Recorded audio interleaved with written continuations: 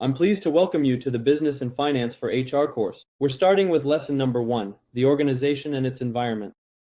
We'll also cover the managerial context.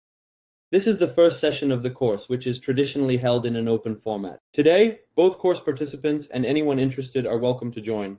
The course website is available here via the link, and the course program covers essentially all the main areas of HR work with business and finance. The topic is very interesting and important because any HR professional in today's world in a modern company must understand not only HR but also have some knowledge of business and finance in order to align all their decisions and actions with the business so that it's not disconnected. In case we haven't met, my name is Mike Pritula. I've worked for companies such as Alpha Bank, Starlight Media, Wargaming, Preply, Deal, and now the Academy. In my work, I use leading global practices, regularly read them, and translate a lot into Russian. I share these with you and use them in courses to bring best practices to our region and apply them here. I'd also appreciate it if you could write about yourself, your city, position, and company, so we can see who's interested in business and finance topics for HR. So please, those who can, write something. I'll continue for now, and as soon as you write, I'll read it out to introduce you to everyone else. For those of you already enrolled in the course, there will be homework assignments, which upon completion will earn you a diploma. We issue the diploma online on the highly reputable Credly platform, the same platform where Google issues its diplomas. In today's session, we'll familiarize ourselves with the most important business terms, concepts, and models. This is just the beginning. Throughout the course, there will be many interesting things to help understand company business. For a starting point today, this will be enough. So let's start with what a business needs.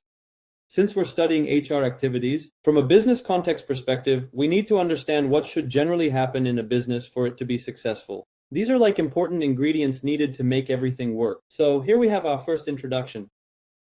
Good evening, Tatiana from Krasnodar Tabriz Food Rail. Great, welcome, Tatiana. Alisa, a regular participant in your webinars. Good evening, Alisa. Thank you for your consistent participation. So, what does a business need to function well? It's clear goals, that is, understanding where it's heading. It's understanding the environment. We will be talking about this. Understanding the competition, understanding your own resources, that is, what the company has. The right organizational structure, the right human resources, in other words, the right elements for business success. Next are values and culture, understanding your leaders, business intelligence, competencies, exit strategy, recognizing the importance of risks, and understanding the dangers of threats to the business. In today's session, we will discuss tools that partially help businesses address these needs. So, the environment is something we will be talking about a lot today. Every business doesn't exist in a vacuum. In books or in theory, it might exist under some ideal conditions. In reality, any business is surrounded by real events that affect its current and future operations. For example, we are now seeing that a huge number of businesses are experiencing quarantine and a crisis caused by the quarantine. Yes, consequently, this has a significant impact that cannot be ignored. For each organization, this is the environment in which it operates. It is unique. What is good for one organization might be bad for another, and vice versa. The quarantine has now opened up opportunities for online delivery businesses, and many companies in the online food delivery sector are hiring additional staff. For their countries, on the contrary, business has been and continues to be a major blow. For movie theaters, it is absolutely terrible because restaurants can at least deliver food a bit and somehow support themselves, while movie theaters cannot do anything. For them, it is simply a disaster. Next. It is important to understand that each organization interacts differently with its specific environment. There are various tools that study this interaction, and human resources, which is interested in a more strategic level. Although it seems to me that a modern recruiter should be at a higher level. You should already be at a strategic level because some of your vacancies will be for top managers or key employees, and this is already linked to strategy. Even if you are the only human resources person in the company, that is also at a strategic level. Human resources directors, business partners, and department heads are also at the strategic level. Everyone involved in employer branding, everyone involved in total reward systems and automation are also at the strategic level because these tools have strategic importance for the company. In other words, few people in HR are involved in purely operational work. That's why the topic we're discussing today is important for many people. Next. Every business has two types of environments it works with and exists in. There's the macro environment, which is the general environment. This is what you could say is outside the business. And there's the micro environment, which is what surrounds the company's tasks, that is, where the tasks are performed. You could call this the internal environment of the business. And of course, the micro environment is much smaller than the macro environment. The business environment greatly influences how a company operates, and HR, whether they know it or not, whether they want to or not, is also subject to this influence. It is susceptible to influence. What forces of the external environment affect the company and as a result, HR? It's the national culture in which the company is located. It's the historical background of fundamentals, that is, the context created by ideology, values, scientific and technological achievements, the level of education in the country, legal and political processes, demographic factors, available resources, international environment, general economic and social industrial structure of the country. All of this affects the company. And that's why companies often consider different countries for doing business, for operations, for setting up their main office. Being successful in one country, they learn to be equally successful, or at least come close to that level of success in another country, understanding that the external environment will be completely different in another country. So, if you have a great business model in this country, you might try to build it in another country as well. And then there's the internal environment, which also has an influence. What's in here? The company's customers are part of its internal environment, as are suppliers, competitors, regulatory bodies, the internal labor market, and specific technologies. All of these also exert pressure. These factors exert more pressure on each company, and each company will have its own specific ones. That is, while the external environment can be quite universal for different companies, the internal environment can vary. In other words, a company can't be in different cultural conditions while being in the same country, but it can have completely different customers while being in the same country. And that's why they will differ. So this is how an organization works accordingly. The organization works with these environments, receiving something from the internal environment and giving something back to the environment. Any organization is a mechanism that takes various resources as input. For example, resources such as money, equipment, people, technology, materials, it does something with them internally and produces as a result goods, services, information, and there are also some losses for the company. There's no avoiding it. There's always some defects, waste, or returns. But in general, there are some warranty cases. Things aren't always perfect. This is how an organization works. Accordingly, the environment affects the input part as well. What the organization needs to operate, and the output, what the organization produces. That's why it's not so simple to create and run a business. That's why not everyone in the world is a business person. Now let's talk about interaction. Both the organization and HR interact with the environment. We'll be looking at HR now.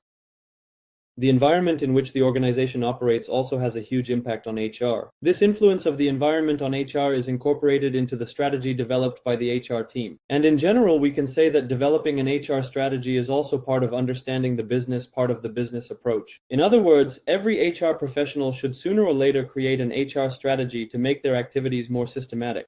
The HR strategy shapes HR practices, that is, how different issues will be handled. And it's important to understand that the HR strategy fits into the overall business strategy.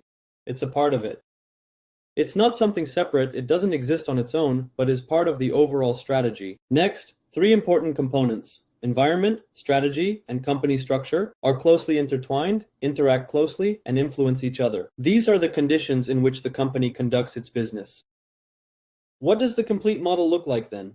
We have an overall strategy which incorporates the HR strategy, which in turn shapes HR practices. All of this is connected to the company's environment. All of this is related to the structure. Today we'll look at different company structures that exist and the results they produce. It's like a living organism with many different interconnections where everything affects everything else. So what should HR do? HR must understand the environment in which the company operates, must understand the company's strategy, must understand why this particular structure exists in this company, and understand how the company's results are generated in all these conditions. Let's move on. There's an approach for analyzing the external environment that emerged in the 1980s, has been developing since then, and is being supplemented with new elements. It was once called pest analysis. Then, 15 years later, 2 more components were added to it. It began to be called pestle or pestle. That's how the analysis is written. And then 5 years later, they added 1 more component, and now in its most complete version it's called steeple analysis. And here's a question for you. Friends, tell me, who has already heard about this method of analysis? Please put a plus sign. Who may have even filled out a table for this type of analysis, any of the 3 versions? Put 2 plus signs. Those watching on Facebook can also respond. I can see the comments on Facebook. So I see plus plus plus. What else? Minus. So you'll have a great opportunity to do this. Alice plus Olga minus. Well, about half are familiar with it. One person has even filled it out. Cool. Those who haven't filled it out can do so as part of today's lesson. So what does the steeple analysis look like? Yes, the most complete version is an acronym that describes the main areas of scanning and analyzing the environment. That is, as of today, there are 7 areas. These are the areas that any organization should analyze to understand what's happening and how it affects them. Yes, in my webinar on HR auditing. Exactly right. In some webinars where we need to focus on business, I've already mentioned some of these tools. So what are the factors? These are political factors that affect the company, including regulation of activities, taxes, and tariffs. For example, just yesterday in Russia, they made a very powerful political decision. You may have heard about it. It is about significant tax breaks for IT businesses. A reduction in insurance contributions, if I am not mistaken, from 13 to 9%, and a reduction in profit tax as well, though I might be wrong about this, from about 19 to 3%. I do not remember the exact figures, but I remember it was a significant reduction. For many companies, this has a huge impact. For example, when such a maneuver occurred in Belarus, many IT companies were established. Some IT companies were spun off from traditional businesses and banks. For instance, some companies were created and some startups emerged because very favorable conditions appeared. I am sure that in Russia, as soon as this all officially comes into effect, there will be a large number of new companies and specialists emerging, and this will have an impact. In other words, any company that has IT professionals will be affected by this environment. Either it will consider creating its own IT company to serve the main business, or if it does not create one, its IT specialists might become targets for headhunting by those who will create companies to benefit from tax incentives. Policies regarding foreigners have a significant impact. Now, as you know, many countries have closed their borders for quarantine, and both countries and companies are heavily affected by this. The stability of the state has an impact, and the level of corruption also affects things. Economic factors, business forecasting is important here. Various business forecasts regularly occur, for example, on inflation rates, dollar exchange rates, and other factors. This affects every company, especially international companies where country rating forecasts also have an impact. The availability of personnel, the cost of services and materials affects family income, consumer confidence, and the cost of capital. This also affects society. What affects business here? These are demographic shifts in age. Well, you have probably heard that in some countries there was a period when there was a big drop in the birth rate. That is, there might be a year or even 2 or 3 when there is a big drop in the birth rate, and a few years later, there are very few university graduates who were born in that year. And companies that regularly replenish their staff with university graduates start experiencing shortages. This has an impact. Typical graduate specialties have an impact, as do discrimination issues. Right now, we are observing a huge impact in the USA. Millions of businesses are affected by issues of discrimination against the black population. That is, protests are now being organized stating that Black Lives Matter. Companies are beginning to establish dialogue with the leaders of these population groups. Companies that somehow show themselves in a negative light immediately receive a huge amount of backlash, like, for example, the president of the CrossFit competition. He kind of joked about this situation with the killed black man, and a huge number of partners immediately boycotted him. Values have an impact. Lifestyle and shopping habits have an impact. Yes, now due to quarantine, lifestyle and shopping habits have changed dramatically. And while some companies expect everything to return to normal, some companies are starting to think that maybe it will not. Maybe people will no longer go offline for certain things that they have been buying offline for many years. Perhaps they will continue to buy some things only online. They registered there, linked their credit card, realized how convenient it is, saw that there are reviews. They saw that the warranty works just the same, that prices might even be better. And it is highly doubtful that a person who bought some technology online for the first time during quarantine will then go to buy it offline. It might even be less convenient for them than ordering online. The use of media affects business, as does the effect of globalization and its influence on culture. Furthermore, technologies also have a strong influence. A huge amount of technology is emerging now, artificial intelligence, for example. You may have heard that they have created stores where customers' faces are recognized, where there are no cashiers, where the computer automatically tracks who bought what. Their technology worked so well that it was recently reported that looters who robbed Amazon stores during such riots received a bill for what they looted because the cameras recognized them. The cameras saw what they took and they were billed for it. That is how advanced the technology has become. So, what is affecting business here? It is new centers for technological learning and expertise, innovative applications of these technologies, unequal access to technology, trends in intellectual property and law, new or changing technical standards, and vulnerability. For example, the implementation of GDPR in Europe a few years ago had a huge impact on many companies. Many companies were forced to halt their operations for a couple of months in order to become fully compliant with GDPR requirements. The environment has an impact. There's a global movement towards reducing carbon consumption, which has an impact. There's an increase in the use of alternative energy sources. For example, this has affected the entire automotive industry. They've been producing their internal combustion engines for 100 years. Then Elon Musk came along with Tesla and declared that internal combustion engines are evil. We need to make electric cars, he said. Then Greta Thunberg appeared, whom everyone has now forgotten, who said her childhood had been stolen. In short, the system became even more active. And today, most automakers have introduced their electric vehicles. They were affected by this trend. Fortunately, I suppose all the largest companies were able to adapt and release electric cars. Furthermore, the increasing interest in environmental impact also affects the need for innovations, technologies, and practices. By the way, you may have read about the recent environmental scandal involving IKEA. What happened there? An international organization that studies environmental issues conducted an investigation revealing that IKEA, through contractors, is illegally purchasing timber from illegally logged forests in Zakarpattia, Ukraine. Consequently, this results in significant reputational damage. Now we'll see how the company responds to this, what they'll do about it, but they're certainly greatly affected by this influence right now. Legislation, what do we have here that can affect business? It's an increase in litigation. Well, right now many companies like Facebook, Google, and Apple are facing accusations of misusing personal data. They're being sued, and some of these lawsuits are being won. This also has an impact. Unequal access to lawyers and increasing costs for legal defense. And the last element that was recently added, let me remind you, it used to be pestle analysis. Now it's called pestle, which means there's another letter E, which stands for ethics. The topic of business ethics is growing in importance now. The question is what makes a business ethical and what doesn't. And companies are starting to view themselves, and customers are viewing them, as citizens of the country. For example, we have an understanding of what a good citizen is. It's a citizen who diligently pays taxes, who goes to vote in elections, expresses their opinion, obeys laws, shows some social activity, creates value for the community, doesn't break the law, and so on. So we have an idea of what a good citizen is. In the business world, in the corporate world, there's now an emerging concept called corporate citizenship. When a company strives to be, how should I put it, a model citizen for the country where it operates, paying taxes, helping the community, it's very important there to help the local community, to interact with the local community. Environmental issues, issues of treating people right, and so on. All of this is related to ethics. This direction is quite new, and ethics itself is a concept that's transforming because society's preferences are constantly changing significantly. What was ethical yesterday?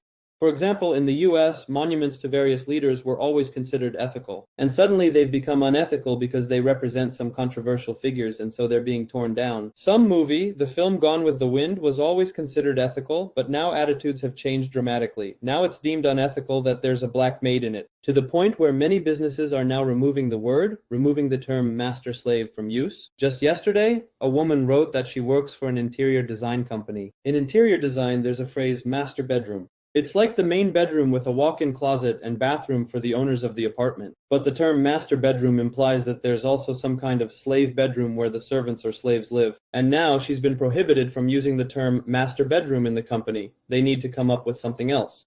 There's GitHub, a platform in simple terms for developers where they publish code. They're removing terms like blacklist and whitelist from their terminology because blacklist and whitelist give some reference to black and white. Instead, they call them main list and secondary list. And they're also removing the terms master and slave there.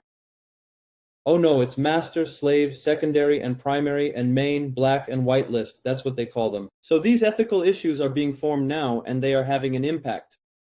How a company applies this kind of analysis, knowing about all 7 directions, and knowing what's included, the company outlines how it affects and can affect its business. Today and tomorrow, meaning what can affect it right now, and what might happen within the next year. And it describes in the text what it sees, what conclusions it draws, and how this might affect things. Accordingly, HR, in turn, looks at how this might impact its level, the work of the HR team. What needs to be taken into account? What new approaches should HR consider in its activities to account for all these changes in the environment so as not to put the company at risk because something has changed?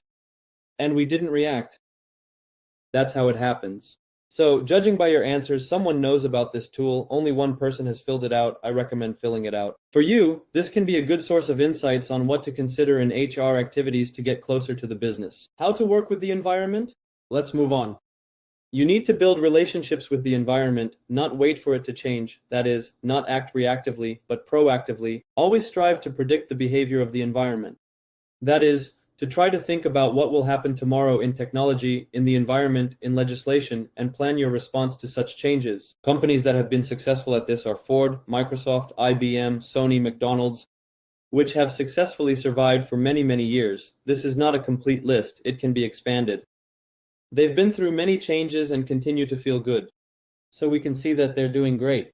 For example, McDonald's, I think, didn't suffer much at all because their drive-thrus were almost the only restaurants that were easily accessible where you could go, plus delivery by Glovo and other delivery services from McDonald's. They were very well prepared for this. And other companies like Ford, how many times have they gone through various changes? And now the company is doing quite well. It's not a leader like Tesla, but still. Microsoft and IBM, Sony, the same thing. Let's move on. So, studying the environment in which a company operates is called environmental scanning in business jargon. What does this mean? It's obtaining and using information about events, trends, and relationships in the organization's external environment, knowledge that would help management plan the future course of the organization. From an HR perspective, this means constantly reading news, following certain channels or sources where information about all these changes is published. Everyone has their own. Now, for many, it's Facebook or Twitter, LinkedIn, possibly. Some people subscribe directly to certain Western publications that allow them to gather information, or some domestic publications. In general, for HR, it means taking a regular interest in what's going on, being able to tell you at any given time what's going on in each direction. I mean, that kind of outlook. Next, environment scanning model, how an organization can scan the environment. Different companies do it differently, some very badly, some very well. Some companies make their assumption about the environment analytically. I mean, there's even a whole bunch of analytics. For example, when I worked at Wargaming, there were guys who did news analysis and published for the whole company. There was something similar on STB TV channel. There were also guys there who analyzed and published. Some companies don't analyze anything. And two, the penetration of the organization in the environment can be either passive or active. That is, a company can be very active in gathering information, taking interest, participating in different associations, different industry associations. I mean, everywhere you can think of. Or maybe not at all. That is, to take a passive position altogether. Accordingly, the organization's weakest point is unmanaged browsing. That is, when the company does not manage the scanning environment in any way. The second situation is situational, i.e., the company reacts situationally to some changes or is selectively interested in something. The third option is conditional viewing. That is, when analyzed but not very actively. And the fourth option is the most correct. It is when the company regularly analyzes the environment and tries to penetrate into different areas. That is, it has all sorts of connections, contrivances, people who are involved in all directions, and the company accordingly adapts to it all as much as possible. How is the environment analyzed step by step? Stage 1 is an environmental impact audit, i.e., the type of analysis you already know. Step number 2 is the environmental assessment. I mean tracking and what changed today. I mean, it's like this. If stage 1 is, you might say, a once-a-year one-off audit, then stage 2 is an ongoing scan on a regular basis. Stage 3 is the identification of key environmental factors. That is what affects our business the most. Stage 4 is defining the competitive position, that is, what we will focus on. And it's identifying the major opportunities and threats. And here we move gradually to the summary analysis, which is also an important business tool. Second question for you. Let me put an equal sign so the answers don't get mixed up. Again, who knows what a vault analysis is? Give 1 plus. Who knows and has completed a vault analysis? Give 2 pluses. I see 2 pluses. Okay, there's 2 pluses, 2 pluses. Cool. So there are people popular 2 pluses. A popular tool. That's fine because I think any HR should fill it out. So here's the analysis is another way of analyzing what's going on in the business as opposed to the from her, but it slipped my mind. Many times said the type of analysis, many times said the type I have not remembered yet. So unlike type analysis, which is very much about the macro environment, vault analysis is more about the micro environment, about where tasks are performed. Vault analysis is divided into internal factors and external factors. Internal factors are the strengths of the business and the weaknesses of the business. External factors are the opportunities that a business may face and the threats that may arise. Opportunities and threats are built on the basis of type of analysis, strengths and weaknesses. They are separately analyzed to understand what is happening in the company. What things are analyzed to identify strong weaknesses? Its people, that is, the company's personnel or the company's resources, its innovation, marketing, operations, and finance. These are the most common factors that are analyzed to identify the strengths and weaknesses of organizations. External factors based on the type of analysis are selected, those that either provide potentially some kind of opportunity or threat. Right now, one of the factors I've already mentioned in Russia, tax incentives for the IT industry, creates opportunities for many companies, while for other companies this could pose threats. So it's an interesting thing that a factor which can create opportunities for one company can pose huge threats to another. How does a company deal with opportunities and threats? It needs to evaluate potential opportunities based on their likelihood of success and their attractiveness. The higher the attractiveness and the higher the probability of success, the greater the concentration of efforts required. In second place should be what's attractive but has a low probability of success. In third place is what has a high probability of success but isn't very attractive. In fourth place, or with almost no effort, we choose options where both the probability of success and attractiveness are low. In other words, such an opportunity will likely pass us by, but we don't focus on it. We analyze threats in the same way. We evaluate threats based on their likelihood of occurrence and their impact on us. The primary focus is on threats with high impact on us and a high probability of occurrence. Second are threats with low impact but still high probability. Third are threats with high impact but low probability, and fourth, which we can essentially ignore, are those with both low impact and low probability. This is how a company prioritizes opportunities and threats, focusing primarily on those that fall into the number one category here and here. Another tool that uses the results of SWOT analysis. We have already established that SWOT analysis uses the results of this analysis. The opportunities and threats in SWOT analysis are filled with insights from this analysis, but SWOT analysis can be further broken down. Once a company has learned about its opportunities, threats, strengths, and weaknesses, it can choose one of the strategies to work with this information. These strategies are formed at the intersection of these four components. So a company might be in a situation where it has many strengths and many opportunities, and it uses a strategy called maxi-maxi, using strengths to maximize opportunities. A company with powerful strengths but facing very strong threats might choose the maxi-mini strategy, using strengths to minimize threats. A company with weaknesses but facing opportunities might choose the mini-maxi strategy. That is, it can try to take advantage of opportunities to minimize weaknesses. And a company with very significant weaknesses and very powerful threats chooses the mini-mini strategy. It tries to minimize both weaknesses and threats. This is a company in survival mode. These four strategies have abbreviations. SO stands for strengths and opportunities. ST stands for strengths and threats. Look at the four options and please write in the chat where you think your company falls. SO, ST, WO, or WT. Accordingly, depending on the chosen strategy, resources will be allocated differently, money will be spent differently, decisions will be made differently, and so on. This will then influence the entire operation of the organization. So, if you are ready to share your thoughts on where your company stands, please write in the chat. Let us move on while you are writing so we do not drag this out. When a company understands its WT environment, thank you, it develops a strategy. It comes to the point where it needs to choose an organizational structure that will best suit the business. There are several classic types of organizational structures. The first and most classic is the so-called bureaucracy. It forms a functional structure with a clear distribution of work by specializations and functions, where there is a clear hierarchy, meaning commands strictly flow from top to bottom, and where departments hold the authority, everything is regulated by instructions. It is like here, for example, there is a CEO and several directors. This is the most classic structure that many companies are built on. The second type of organizational structure is divisional. It can also be product-based. This is when decision-making is centralized, but operational decision-making is delegated to each product, market, or geographic region. This structure was originally invented by Alfred Sloan at General Motors. He needed to unite different automotive businesses while maintaining control over all of them. So it turns out there is a top governing body, different products, and each product has its own departments. In other words, all functions in the company are somewhat duplicated, but the most important decisions are made at the top. Many holding structures and holding companies are built on this principle. The third type of structure is a matrix organization. It emerged in the space industry in the 1960s.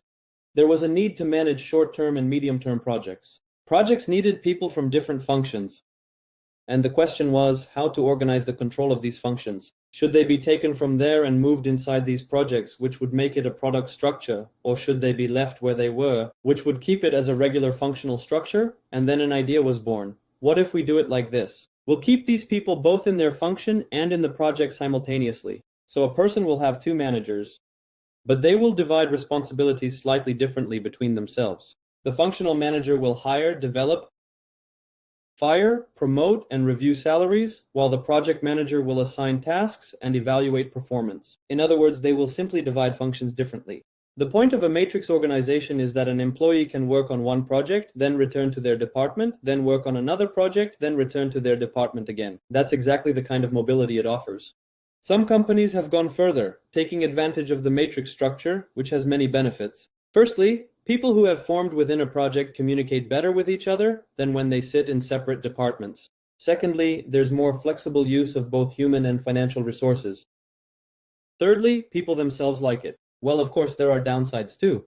Because there are two bosses, it's unclear who to report to, and there's a power struggle between the bosses. It can be difficult to make decisions, and sometimes bosses feel threatened or jealous when their employees work for someone else. So, some companies, not afraid of the drawbacks of the matrix structure and understanding all the advantages, go further and form a network organization where there are even fewer formalities, where the focus is on goals and solutions, and where people can change their roles and move from one structure to another even more frequently.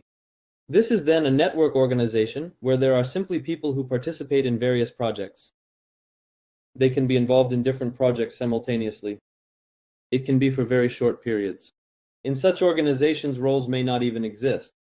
It can simply be a person without a job title. Next, virtual organizations. This is what many companies are now adopting, and many are now forced to due to quarantine. But even before the quarantine, there were companies that didn't have a physical office. That is, companies used all the capabilities of computer and mobile technologies to organize people's work. And this, of course, allowed them to be even more flexible, hire people in different cities and countries, create a huge number of opportunities, and so on. Furthermore, in addition to organizational structure, a company can form strategic alliances with other companies to achieve some common goals. For example, two companies might form a strategic alliance to produce a joint product. For instance, Intel and Apple had a long-standing strategic alliance until Intel decided to transition to its own processes. Intel had been a long-time supplier for Apple. In some cases, even competitors might form alliances to mitigate certain risks for themselves. Let's move on. How does a company choose its structure? There are several tests that a company conducts to choose the most suitable structure. It chooses a structure based on which one will provide maximum market advantages and allow for synergies between different departments, which will best align with people's skills. Because while matrix, network, or virtual structures may be cool, if people aren't ready for them, they won't work. Feasibility tests, culture tests, complex communication tests, redundant hierarchy tests, accountability tests, flexibility tests, all these tests are conducted by companies to choose the organizational structure that will suit them best. And there can also be hybrid structures, which combine elements from several different structures.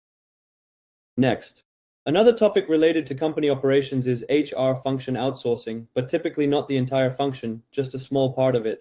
Globally, according to research, 29% of organizations outsource some part of their HR function.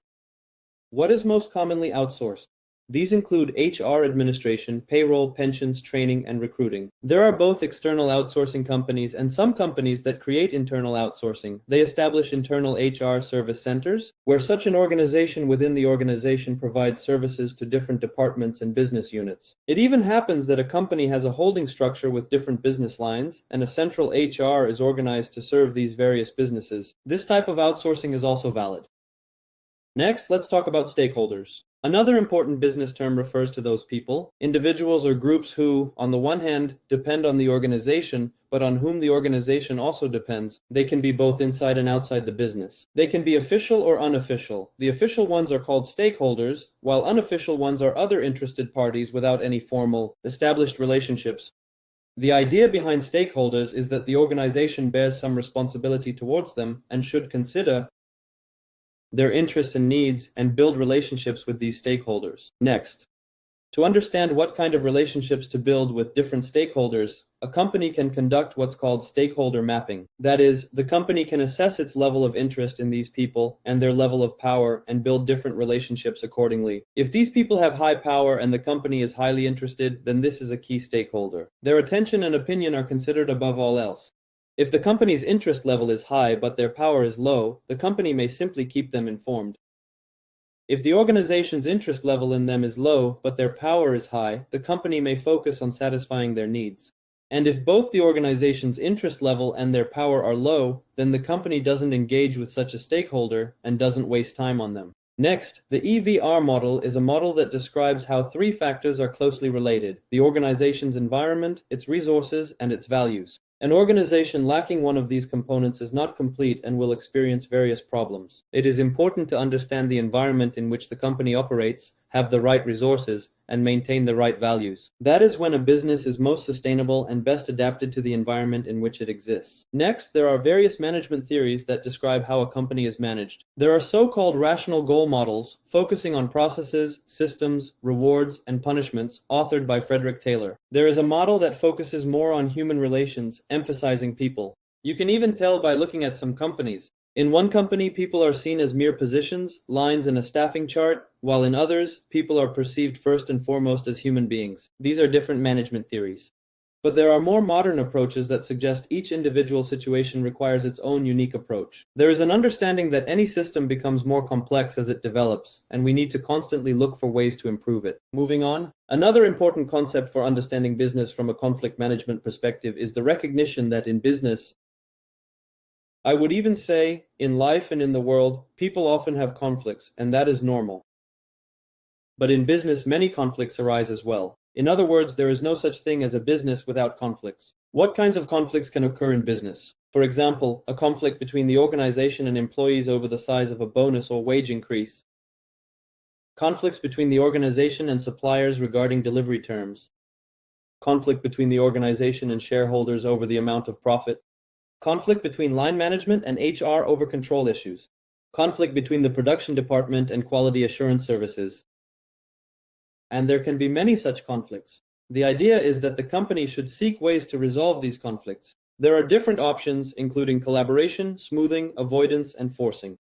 That is, someone wins, someone loses, and there's a compromise option where neither side wins. And the company's task is to aim for the top right corner, that is, the option, where no one's interests are sacrificed, but the goals and desires of both parties are realized. Sometimes it's difficult, sometimes it's about finding new, previously unknown ways to solve a problem. Sometimes it's about understanding each other better. But this is what companies need to do. Alright, let's move on. The HR building model. Dave Ulrich has a good description that outlines 4 key roles that any HR professional should fulfill. These are being a strategic partner, change agent, administrator, and employee advocate. It's described in more detail here, meaning any HR department in a company. If the department is large, these roles are spread across different positions. If the department is small, for example, with only one HR generalist, they have to combine all these roles.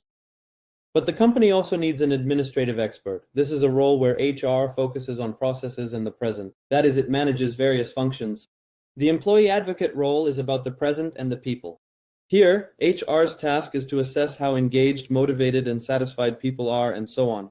The strategic partner role is about linking HR and business strategy. And the change agent role is about the ability to implement changes in the company. What else?